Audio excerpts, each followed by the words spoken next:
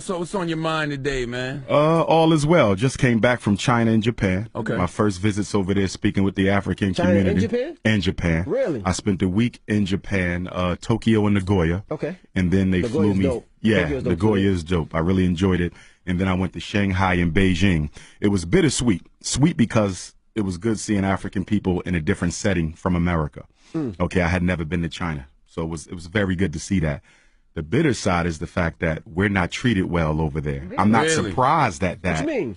But I was taken aback by the extent to which racism is practiced against blacks in China openly. Really? So in America, we have a civil rights culture.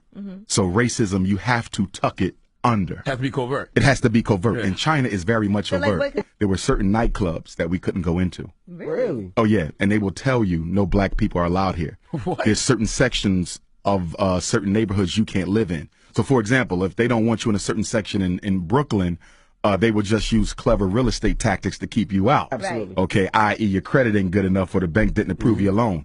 They don't have to Or do it's that not in for rent China. anymore. Exactly. They're They'll- direct with it. They're direct with it. We don't want black people here. Oh, without question. And the irony is what?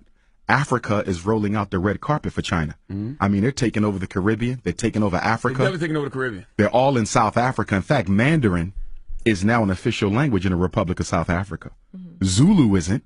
Xhosa isn't. So the indigenous languages are not taught in the school, but Mandarin is. That speaks to the influence of China, but they don't roll out the red carpet for us in China. We're the first to build every civilization everywhere. So I don't care if you're in Mexico, if you're in Europe. Who were the first Europeans? The Grimaldis of Africa, who migrated 20 to 40,000 years ago, and in the process of climatology, lost the pigmentation, the deep pigmentation that we have. So no matter where you go, we were the first people there. Is there any place in the world we can go and not experience racism? No, not at all. Even the Because- Caribbean? Not even in the Caribbean. In fact, when I was in Jamaica, I keynoted the Garvey celebration last summer, Ocho Rios. The Chinese pretty much own Jamaica.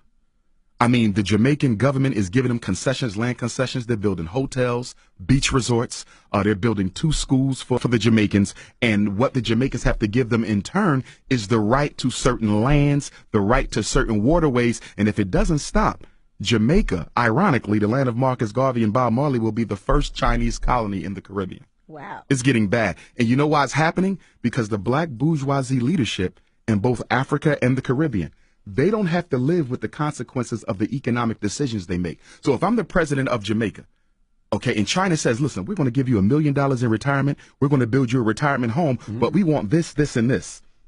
And you can loan as much money as you want. You can borrow as much money from the Bank of China as you want. I'm going to be set by the time I leave office. But what about my nation? Jamaica will be struggling for the next 50 and 75 years because of bad economic decisions from selfish leaders today. And that's the problem in Africa, and it's the problem in the Caribbean. Well, you got to remember, China is overpopulated.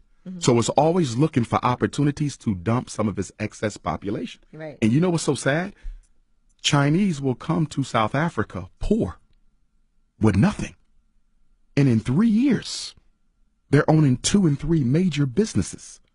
Because what happens is when the Chinese come, they employ their own. They don't employ indigenous African labor. But this is exactly what the heads of state tell black people. Let the Chinese come to Jamaica. Let them come to South Africa. They're going to give you guys jobs. The jobs never come. They bring their own population, which makes sense from their perspective because they have so many people that need a place to go outside of China. So they're showing up broke and going back home as millionaires.